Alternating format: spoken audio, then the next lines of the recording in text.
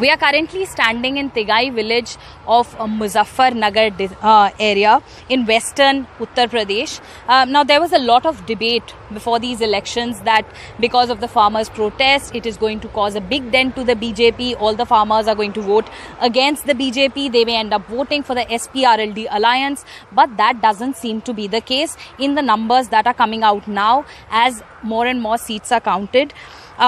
We are here with a group of farmers and we will try and understand what really went wrong, what really happened, which way did the farmers vote, that all of this scenario is contrary to what experts were saying, to what media reports were saying earlier, that western UP is going to cause a big damage to the BJP, but that doesn't seem to be the case. BJP seems to be doing fairly well in seats across western Uttar Pradesh.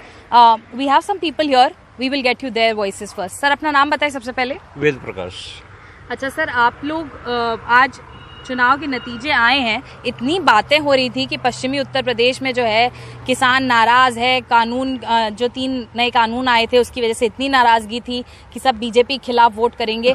ऐसा तो आंकड़ों में कहीं आ नहीं रहा है, तो आप लोगों ने क्या कौन सी पार्टी को सपोर्ट किया? है आंकड़ा, केवल 6 सीट है मुजफ्फरनगर में और 6 में से 4 सपा की हैं।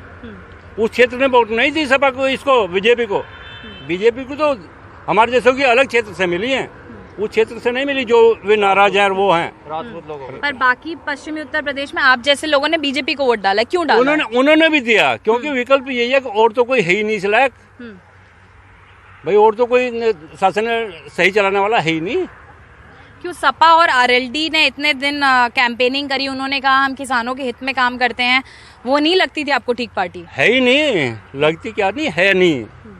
उनके यहाँ तो लूट खसोट, मारपीट, चोरी डकैती यही चलता है और नहीं चलता कहीं। अच्छा सर, आप अपना नाम बताएं। राजवीर सिंह जी।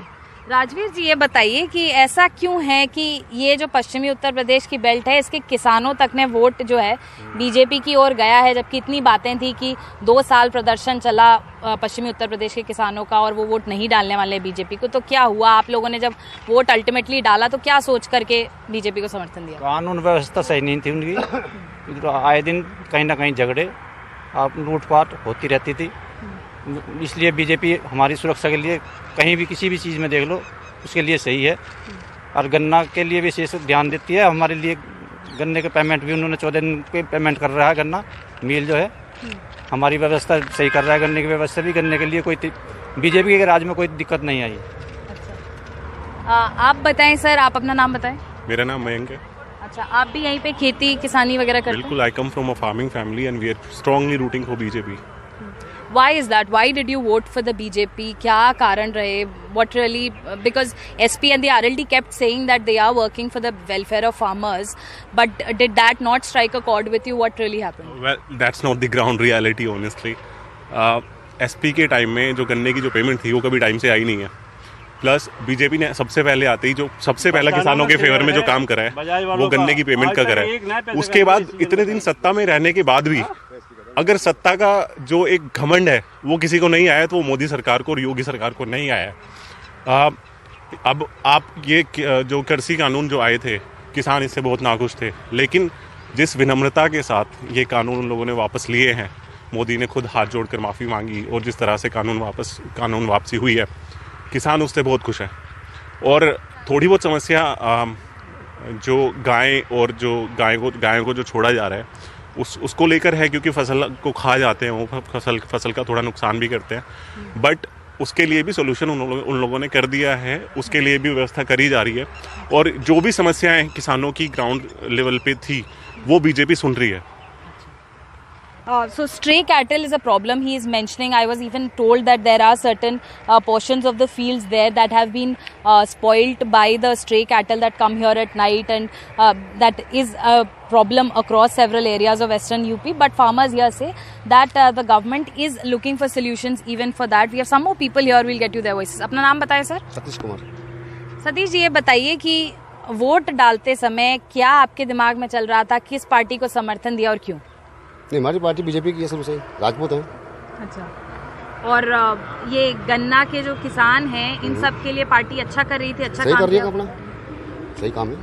और ये जो न्यूनतम आय की बात होती है, मिनिमम सपोर्ट प्राइस की बातें होती हैं, उसके लिए भी जो बीजेपी ने काम किया, आप संतुष्ट थे उससे? सही है, सही। सही किया। सर आप बताएं अपना नाम।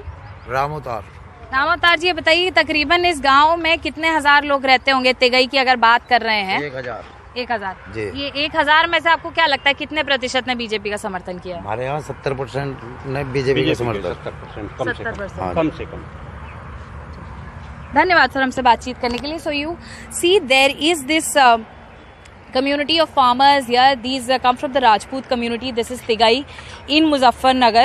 So across the western UP belt, it was never meant to be uniform that all of these farmers will go and vote against the BJP. All of these people here say that it is the right party for them because it brought better law and order, and even the farming community issues that they are facing, the BJP is gradually trying to resolve all of those as well. In Muzaffarnagar, with camera person Sushil Rathi, this is Sukirti Dwivedi for NDTV.